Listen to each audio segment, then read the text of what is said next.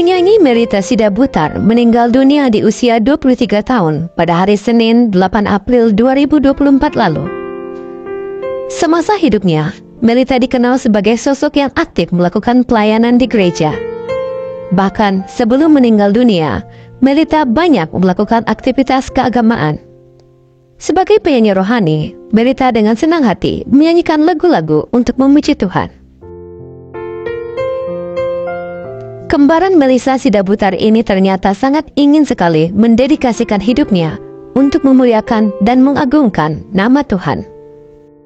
Glenn Immanuel Sanjaya, kekasih dari mendiang Melita Sidabutar, mengungkapkan perihal kenangan Melita ini pada wawancara podcast dengan Melanie Ricardo beberapa waktu yang lalu. Jalan tuh. Pelayanan udah dikurangin banget.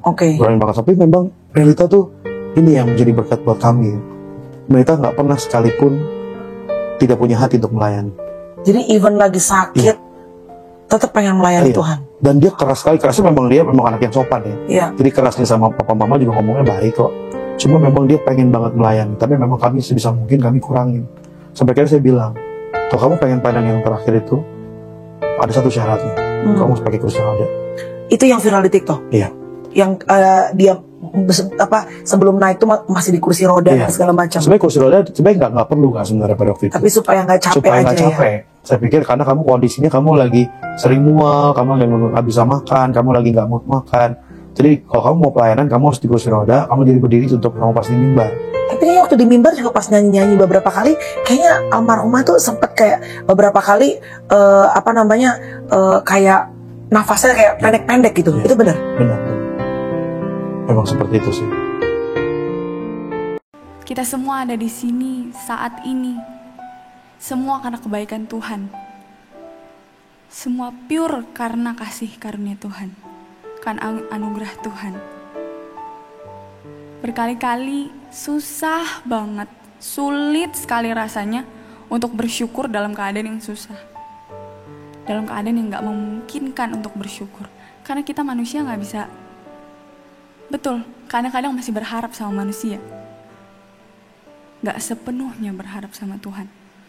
Sampai akhirnya ada satu keadaan buat aku pribadi, keadaan ini.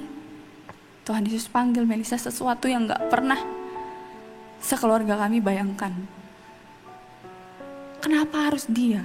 Aku sempat bertanya, dari semua kembar, kenapa aku Tuhan? Tapi Tuhan kasih pengertian hari demi hari. Tuhan bilang kamu harus jadi alat aku bagi kemuliaan nama Tuhan.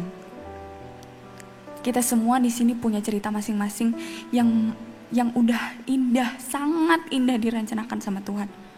Udah di dalam agendanya Tuhan. Karena Tuhan Yesus gak pernah salah.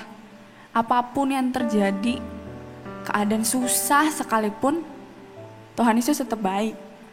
Bukan karena keadaan, balik lagi. Semua bukan karena keadaan.